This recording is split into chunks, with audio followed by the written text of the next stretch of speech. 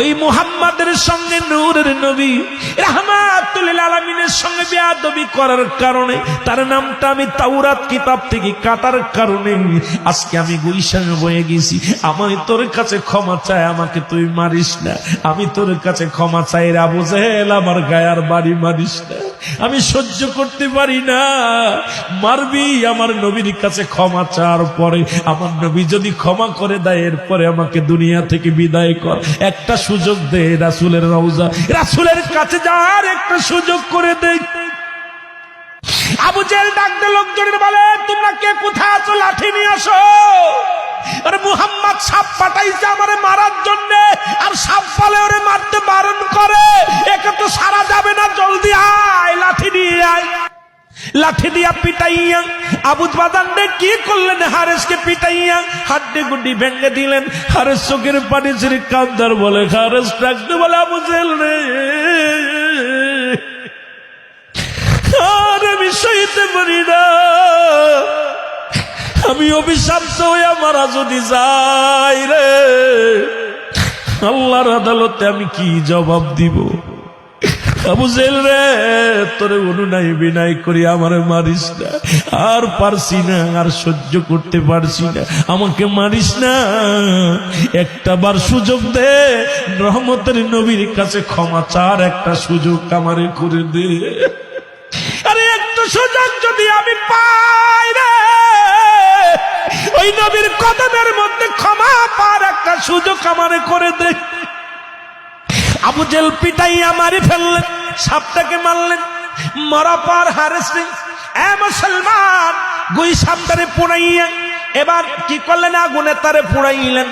এত মারিয়া শুধু ক্ষান্ত হয় নাই, আগুন দিয়া পুড়াইয়া ছাই বানাইলেন। ছাই বানায় একটা পাতিলের মধ্যে ভরলেন। পাতিলের মধ্যে ভরিয়া কয়, মুহাম্মাদের জাদুগিরি আজকে শেষ। এবার দেখবো কেমন জাদুকার মুহাম্মদ, আজকে পরীক্ষা শুরু হয়ে যাবে।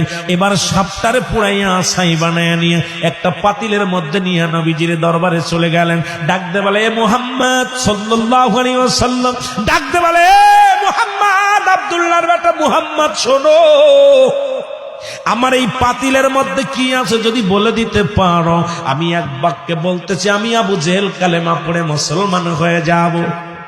এক বাক্যে বলতেছি, আমি একটা সেকেন্ড দেরি করব না, কালেমা পড়ে মুসলমান হয়ে যাব। এবার বাজান রে, আমার নবী ডাক দে কয়, চাচা আবু জাহেল শোনো,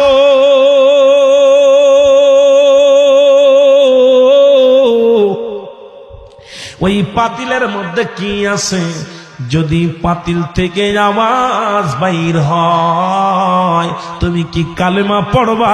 কয়, বাবা তুই কি বলিস, তাহলে তার কোনো কথাই নাই। এবার যখন আমার নবীজি আঙ্গুল মুবারক, শাহাদত আঙ্গুল মুবারক পাতিলের দিকে ধরে বলে, পাতিলের মধ্যে কি আছো আল্লাহ, তার জবান খোলায়া দাও। সঙ্গে সঙ্গে জবান খুলে গেছে, বলে, লা ইলাহা ইল্লাল্লাহু মুসা কালিমুল্লাহ।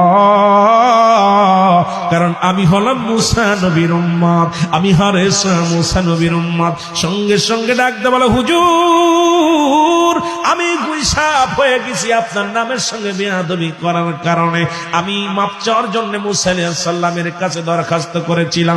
মুসা নবী আমার দরখাস্ত কবুল করেছিল আল্লাহর দরবারে। বলে, এ মুসলমান শুনে নাও, এরপরে আমি ক্ষমা চাওয়ার জন্য মক্কা থেকে মদিনা, আর মদিনা থেকে মক্কায় আমি 6 মাস লাগছে বুকে হেঁটে আসছি আপনার কদমের মধ্যে একটু ক্ষমা চাওয়ার জন্য। আমি আবু জেহেলের বাড়ির সামনে এসে ক্লান্ত হয়ে যাই, ওখানে একটু বিশ্রামে ছিলাম। উনি আমাকে মারিয়া আমাকে কত অনুনয় বিনয় করেছে, আমার কোনো কথাই শোনে নাই। আবু জেহেল আমাকে পিটাইয়া হাড্ডি গুড্ডি ভাঙ্গিয়া এরপরে আগুনে পুড়াইয়া ছাই বানাইছে। ছাই বানাই পাতিলের মধ্যে রাখছে। আমি হলাম গুই সাপ। জোরে জোরে চিল্লা বলা যাবে না আল্লাহু আকবার।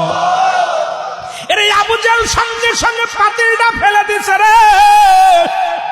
উনি কাম সারছে, পাতিল ফেলে দিয়ে পাতিল ভেঙে গেছে। গুই সাপ ভিতর থেকে বাইর হয়ে ফুসফুস শুরু করছে। আবু জেহেল কয়, বাতিজা মুহাম্মদ, তোর কালেমা পড়তেছে, খালি সাপটারে ঠেকা বাবা, একটু ধৈর্য ধর, আমি তোর কালেমা পড়বো, কথা দিছি পড়বো, সাপটা ঠেকা। হারেসা কয়, হুজুর ও কোনো কথা শুনবে না, ওর কালেমা পড়বে না, ওরে আমি শেষ করে দেবো কামড় দিয়া, শেষ করে। সাপ খুব তেরে আসতেছে। আবু জেল কয়, আবু জেল হুজুর, এ মোহাম্মদ, মোহাম্মদ একটু সাপটা ঠেকাও বাবা, একটু সাপটা ঠেকাও না, আমি